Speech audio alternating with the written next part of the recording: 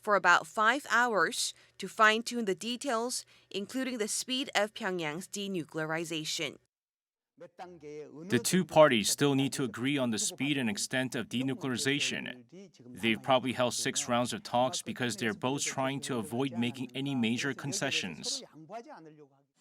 As Washington hinted about a lengthy disarmament process instead of an immediate one, with President Trump saying earlier there will be no signing on June 12th, but the two leaders will start a process, there's also the possibility of holding additional summits going forward. While the U.S. aims to transport North's nuclear weapons abroad as early as possible, it may not offer a complete guarantee of the regime's safety at this time, as requested by Pyongyang. Meanwhile, Kim Chang-sun, the de facto chief of staff to North Korean leader Kim Jong-un, arrived in Beijing on Wednesday following his meetings with the U.S. delegation in Singapore to discuss logistics ahead of the summit. Sources in Beijing say Kim Chang-sun will soon make his way to Pyongyang to report the outcome of the meetings to Kim Jong-un. Seeing that Kim Chang-sun left Singapore following a series of talks with White House Deputy Chief of Staff Joe Hagan, sources also say general preparations for the summit may have come to an end. Kim Yo-sun, Arirang News.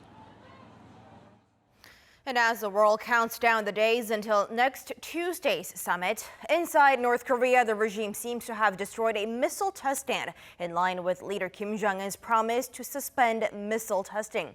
Citing satellite imagery, U.S.-based North Korea monitoring website 38 North says the demolishing process of the facility near the northwestern city of Kusong seems to have started in the second week of May and was almost complete a week later.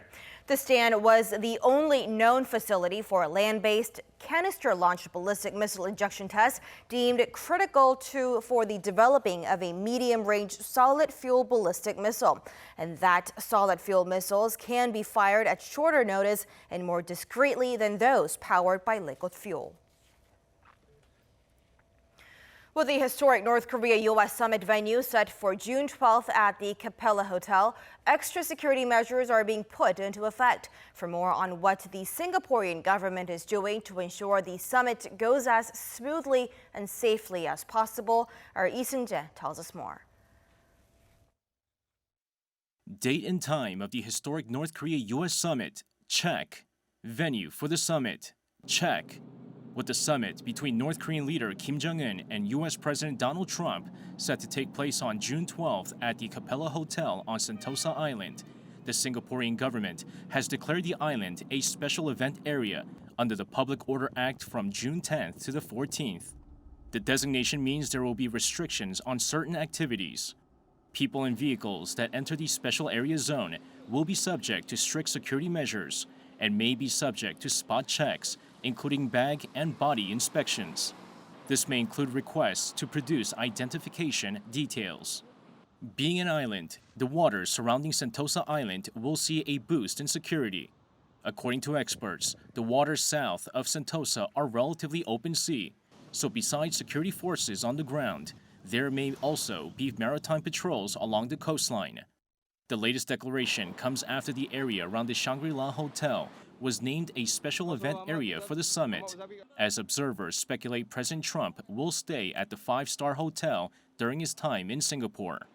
Meanwhile, the Capella Hotel will see an increase in security measures as well, with local businesses around the area preparing for ultra-tight security. Businesses say June is the start of the peak period for the island, which attracts some 19 million visitors annually.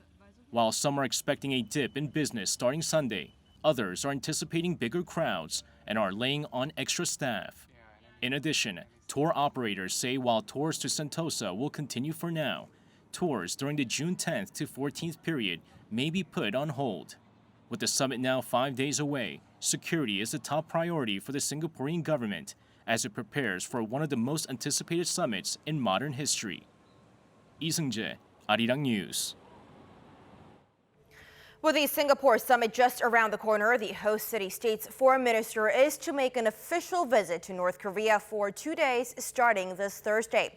Singapore's foreign ministry says Vivian Balakrishna's visit is in response to the invitation from his North Korean counterpart Lee Yong-ho, and their talks will largely center on preparations for the historic summit next week.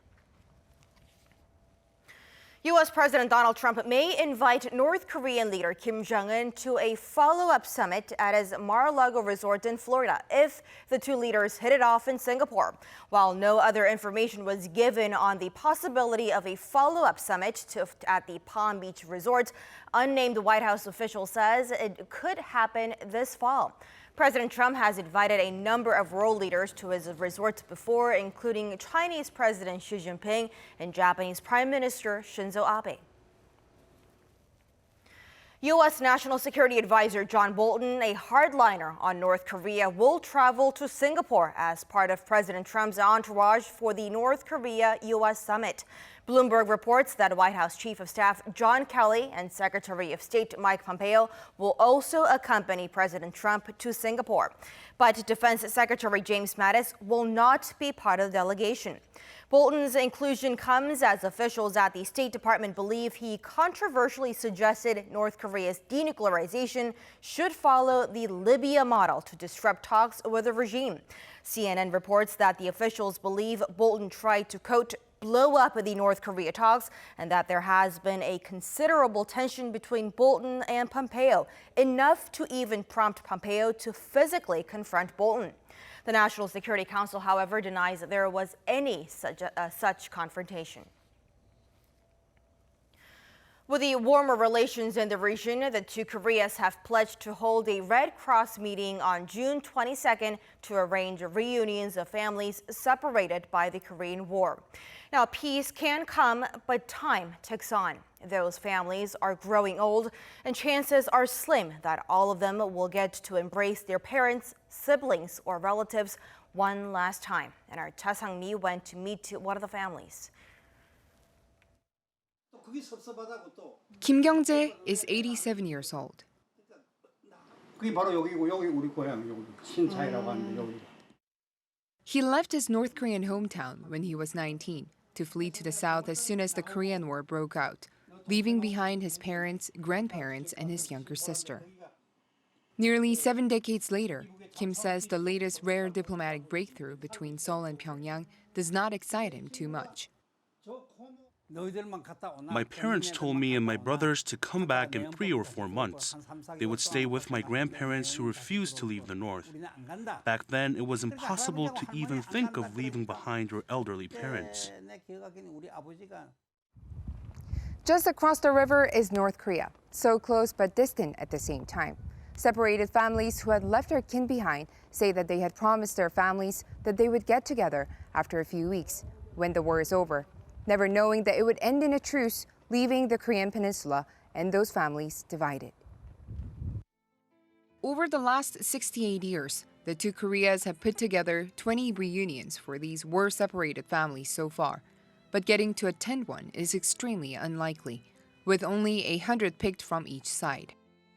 And even those small reunions were halted in 2015, when inter-Korean relations took a nosedive. As of April this year, among over 131,000 registered, fewer than half were still alive to meet their family members in the north. Among them, nearly 64% were over 80 years old. If we include those older than 70, that's a whopping 86% of the total. The number of those registered who had passed away began to outnumber those who were still alive beginning in 2016. On average, we had seen roughly 400 of them pass away per month. More recently, it's been 700, sometimes up to 1,000. Time is running out. The Korean Red Cross understands the plight of the separated families, but it can't act on its own. Only the inter-Korean authorities can, and through an agreement. In the wake of the April 27th Panmunjom Declaration announced by the leaders of the two Koreas at the 2018 Inter-Korean Summit, Seoul and Pyongyang have, in principle, agreed to hold another round reunions for Korean war-separated families on August 15th. If all goes as planned, the Red Cross talks to arrange those reunions will be held on the 22nd of this month. We're all going to die in 4 or 5 years. The government should no longer hold these one-off event-like reunions. Instead, they should help those who remain find out whether their kin are alive or dead. So few people get to meet their families through these reunions. It's harder than winning the lottery. Cha Sang-mi, Arirang News.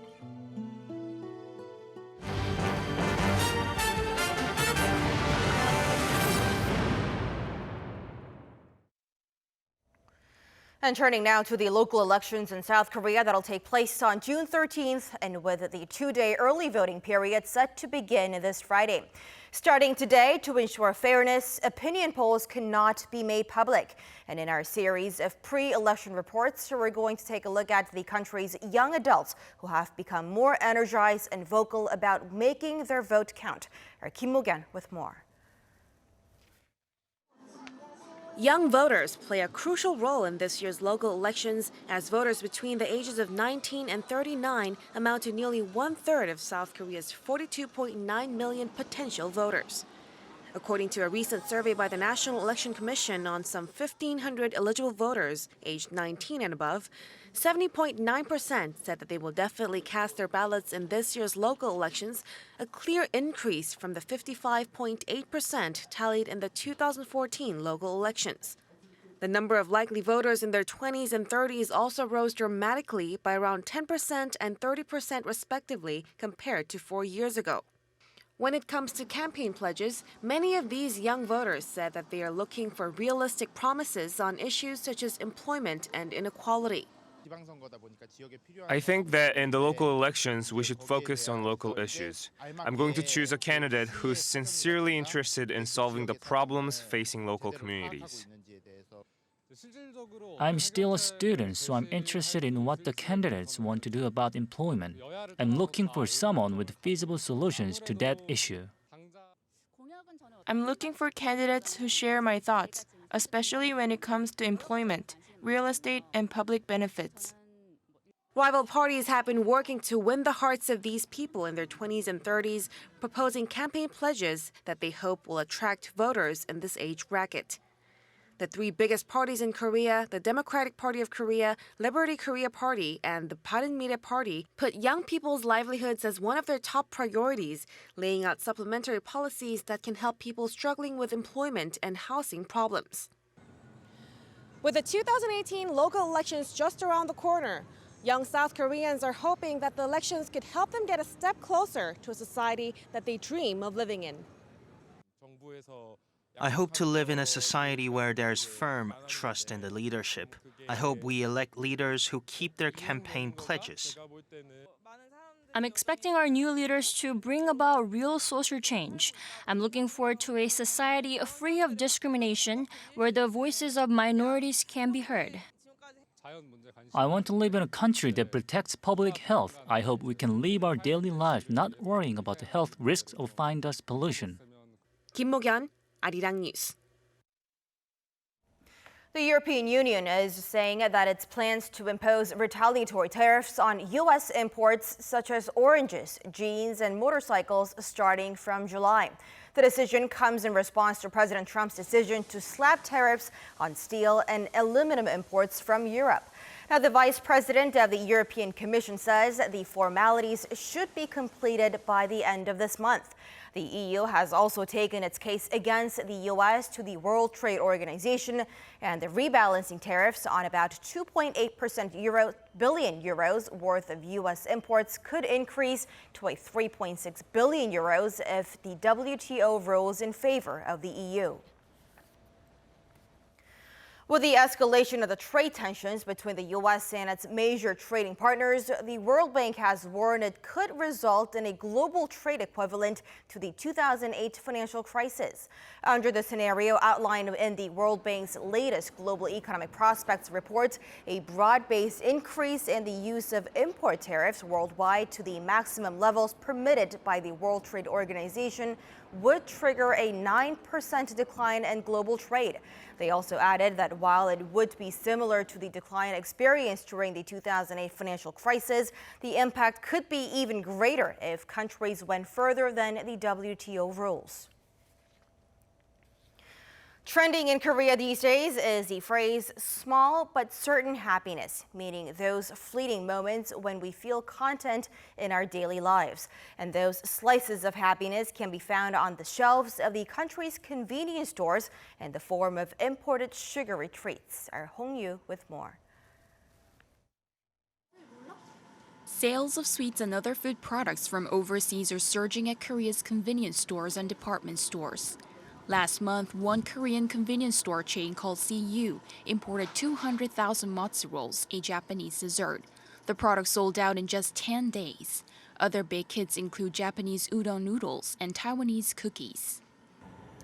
South Korea's largest convenience store chain say they import foreign goods as a way to differentiate themselves from their market rivals. Even local department stores are trying to bring in more foreign dessert brands into their stores.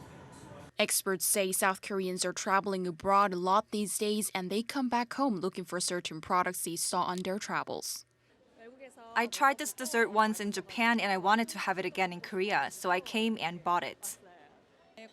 I had this dessert when I went to Guam. I liked it so much I came to get it here in the department store. But it's also about price. Food has been getting more expensive, and foreign imports are seen as being just as good as the more expensive snacks you see in bakeries and cafes. They want something that's small but sure to make them happy. In other words, the most psychological satisfaction they can get for their money. The consumers do not want to spend their money on something that's expensive and luxurious. Instead, they try to find happiness in small things that can be easily bought in a cheap price. So considering that foreign goods satisfy these needs of consumers, foreign food products are good items that go along with this new consumer trend. People who are looking for their own individual happiness have created these trends. According to Kim, the big hit now, snacks and desserts, could change and change soon. But the trend itself of reasonable priced consumer imports is expected to continue. 홍유, Arirang News.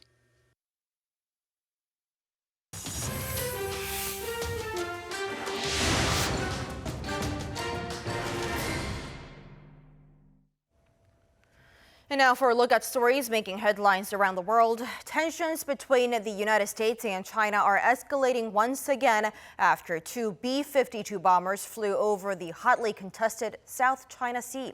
For more on this and other news around the world, we turn to our Do Adam at the News Center. So, Adam, how has China responded to the flyover this time? Also, on Tuesday's B-52 flight over the Spratly Islands elicited a defiant response from Beijing's foreign ministry. The so-called freedom of navigation exercise came just days after U.S. Defense Secretary James Mattis accused China of, quote, intimidation and coercion in the South China Sea. Speaking at a regular press briefing on Wednesday, spokeswoman Hua Chunying fired back at those claims. I hope the U.S. could clarify the dispatch of the B-52 bomber, an aggressive strategic weapon, to the South China Sea. Is it militarization? Is it to safeguard the freedom of navigation? If someone fully armed shows force or stakes out at your doorstep from time to time, won't you raise your vigilance and enhance defense ability?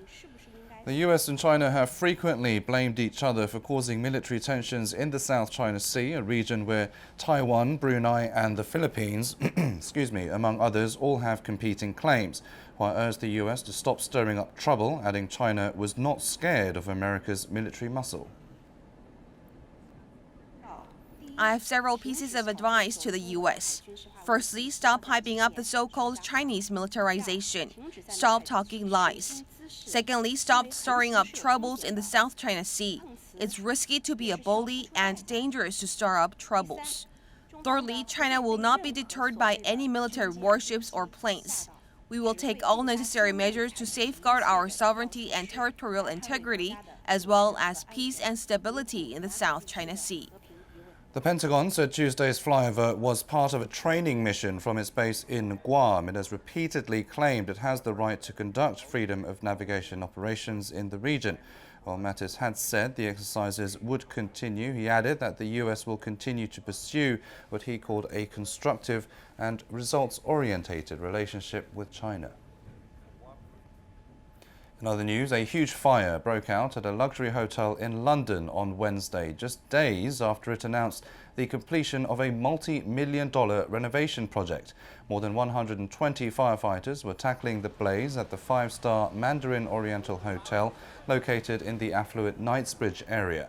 All guests and staff are believed to have been evacuated and there are no immediate reports of any casualties, but firefighters are still searching the premises to make sure. The cause of the fire is not yet known, but it appeared to have started high in the building or on the roof, as black smoke poured from the top of the hotel.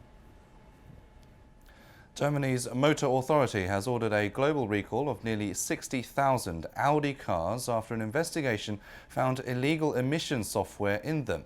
Those subject to the recall will be A6 and A7 models fitted with 3-litre Euro 6 diesel engines. Germany's Federal Motor Transport Authority said it has ordered the so-called defeat devices to be removed and the vehicles to be refitted according to regulations. Audi and its parent company Volkswagen have long been embroiled in what has been labelled the Dieselgate scandal, which has cost VW more than $25 billion in fines and compensation, mostly in the United States.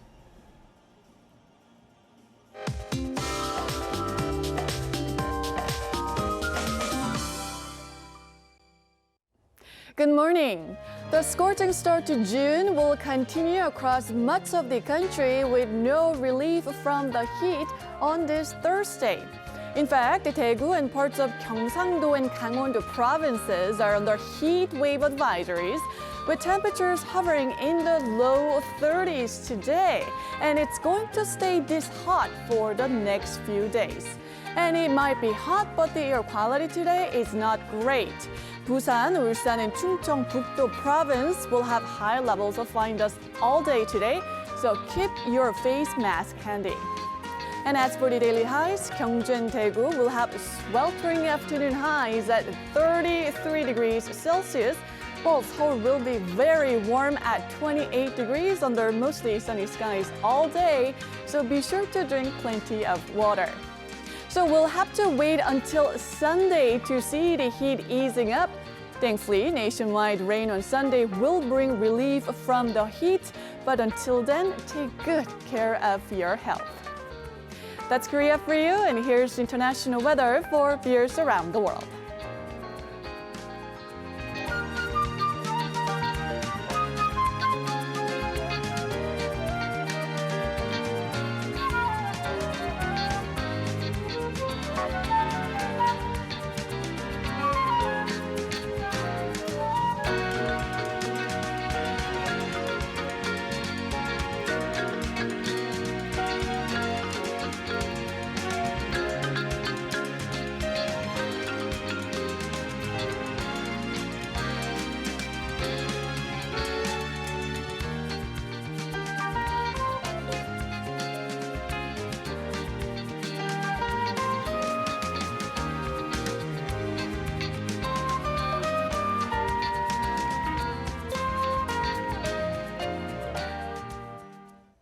And that'll do it for us at the hour on Arirang News. Thanks as always for watching, and goodbye for now.